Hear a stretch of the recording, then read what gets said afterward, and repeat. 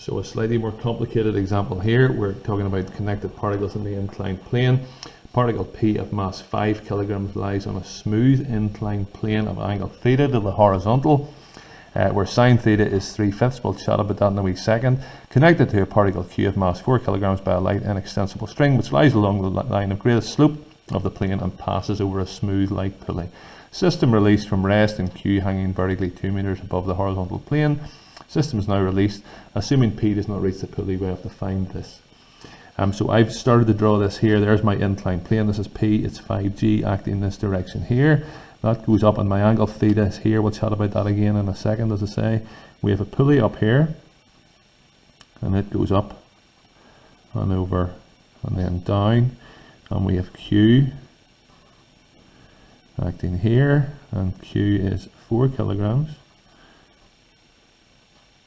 So it's going to be 4G acting that way. So what forces do we have acting in this? It's smooth, so there's no friction going that way. We're going to have a normal reaction here. We have a T going this way here, and the same T, because it's a smooth pulley, the tensions are just going to be the same. We're told that that is 2 meters, and the system starts to accelerate from rest. So the system accelerates this direction here, and it accelerates then this direction here. So that's what we have. We thought about our angle first of all. So we're told that sine theta is equal to 3/5. It looks a bit complicated, but it actually saves us a wee bit of hassle if you play around with it. So sine, so here's our little right angle triangle from simple year 10 trig. That's theta. Sine is opposite over hypotenuse, so that's 3 and that's 5. You hopefully know the 3, 4, 5 triangle, so that's going to be 4. So how does that help us? We need cos theta then is A over H, so cos theta then is 4/5.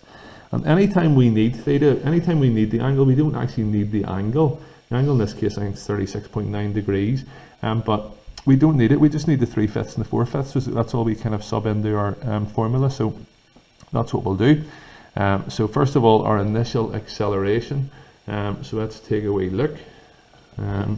We're going to do F equals ma this direction here. So things accelerating this way, it's not in equilibrium, so everything going this way doesn't equal everything going this way. And when it's connected particles again, so we're going to do F equals ma for this one and F equals ma for this one. And I'll stick my P and the Q in here so we know which one we're doing. So this is for P. So what do I have? What's pulling it up? It's going to be the T.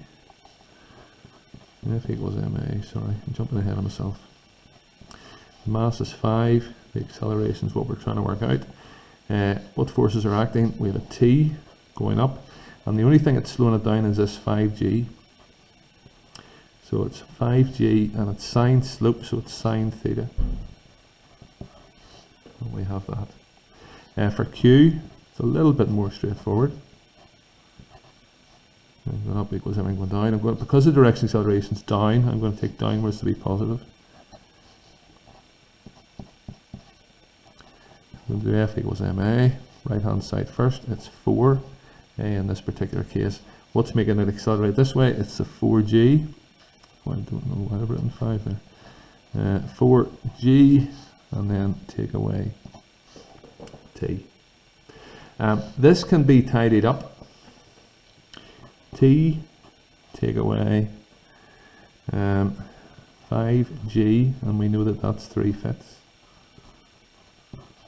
equals 5A, and then that means T take away 3G is 5A, and then this one, I'll write it out again just because of the messy 4 there, take away T is 4A, I call that 1, I call that 2, and I add those two equations. The T's will cancel on this side, the 4G take away the 3G, just 1 plus 2 just leaves me with G, and then adding here I get 9A. So A is G divided by 9, which we're going to go 1.09 ms to the minus 2. So that's our acceleration worked out. An awful lot going on there. I hope you're following bits and pieces of it. but that's what we're looking in to try and work out. So that's first of all the acceleration then of Q, which of course is the same as the acceleration of P. These things kind of move because it's in an extensible string and they slide that direction there.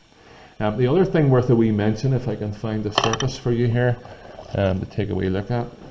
Here's a slope here, and to talk about the greatest line of the slope, it's effectively saying that it's not being pulled up this direction here on the slope, but it's being pulled straight up the slope. It's kind of hard to see actually the way I have the video camera set up, but that's the way it works. Up the line of greatest slope. You can, for all intents and purposes, just ignore that wee statement, the greatest slope. It just kind of works out that way, and that's the way we always do it. Part B, how long it takes for Q to hit the horizontal plane. So Q starts to move this way, and it is 2 meters to move before it hits the horizontal plane. So we're going to have to do then some UVAS to work that out, and we've worked out its acceleration. It's not just dropping because of the tension here, but our acceleration then is 1.09. So let's see if we can suss out that part of it. We'll take a new page for part B. Keep this all one close to me. So how long it takes Q to reach the plane. So we're going to be U, V, A, S and T. I always write out. U, it starts off at rest. V, we don't know. The acceleration we do know, and it is G over 9. See the way I've taken the more accurate option there rather than the 1.09. It just keeps things a little bit more tidy. Our S is 2, so there's our 3 pieces of information, and T is the one then that we need to work out. So we have U, A, S, and we want T. So we're going to be using S equals UT plus a half AT squared. That's going to be 0, which is handy. G over 9 upon T squared. Sorry, I shouldn't write S there, I should write 2, because we know S is 2. A couple of different ways of doing this one. I get times both things by 2, so you might want to go 4 equals G over 9 T squared. Either way, you can times it, divide through by the G over 9, or times by 9 divided by G, that'll be fine. And rearrange, take your square root then, and you should get T is 1.92 seconds. And we end up then with that. Okay, part 3 is good fun as well. Let's take a wee look at it. The total distance that P moves up the horizontal plane. Goodness. So what's happening? This is falling down to the ground. So if this is falling 2 meters here, P is moving up 2 meters here. But see, whenever it hits the ground, P doesn't stop. P is built up an acceleration. It's built up a speed.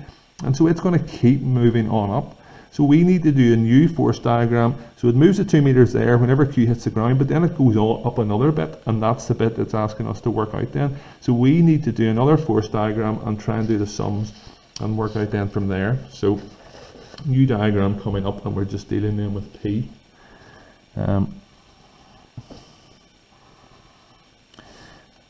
Can you picture, hopefully, that when Q hits the ground, the string goes slack, because the P is going to go on up, and so the string will have no effect, so there's no tension anymore, so there's nothing pulling it up. The only thing acting on P that's going to affect acceleration is the 5G acting down, so that's going to give us in our new deceleration whenever we sit and work it out. So all we now have acting on this is the 5G. So using F equals MA, so this is for P, and we're using F equals MA, again quite complicated. We are going to have 5G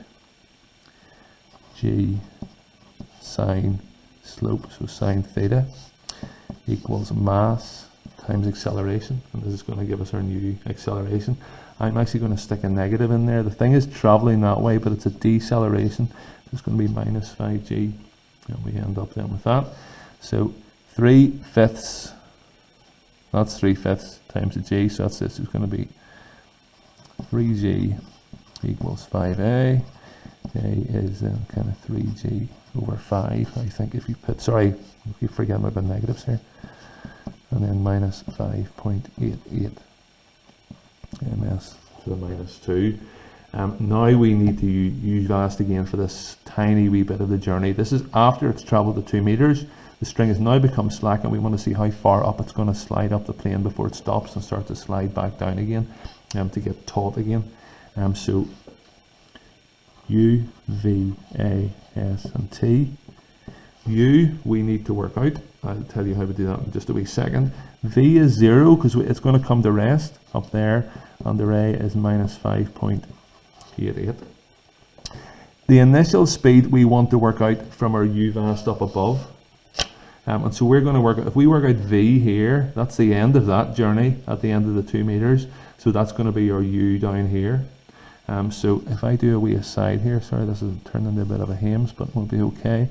V squared equals U squared plus 2AS. V squared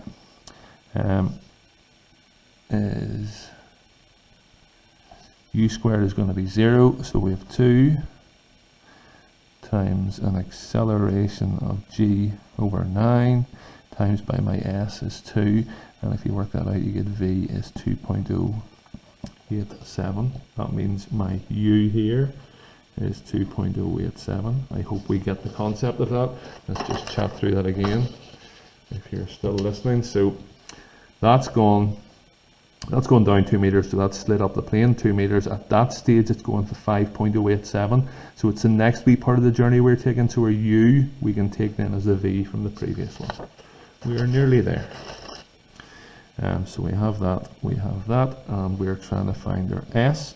U, V, and A, and we want S, so we're going to use V squared equals U squared plus 2AS. 0 squared equals 2.087 squared plus 2 upon minus 5.88 S. I'm going to square that. That's going to give me 4.356. 2 times minus 5.88, and then take it over to the other side to make it into a positive. We're going to have 11.76 S, and then S, this divided by this gives me 0.37 meters. You can just about see that. So that's the further distance that it travels up the plane. Let's see what it asks us. The total distance at P moves up the horizontal plane. So it moves at 2 meters, and then it moves another 37 centimeters. So just a final wee statement there for P moves 2.37 meters